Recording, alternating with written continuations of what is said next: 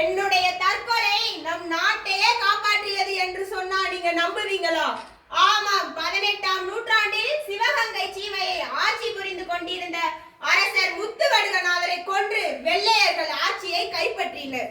8 வருடங்களா இளவரசி வேலு நாச்சியார் பல திசைகளில் இருந்து படைகளை திரட்டினாலும் வெள்ளையர்களை எங்களால் ஒன்றும் செய்ய முடியவில்லை.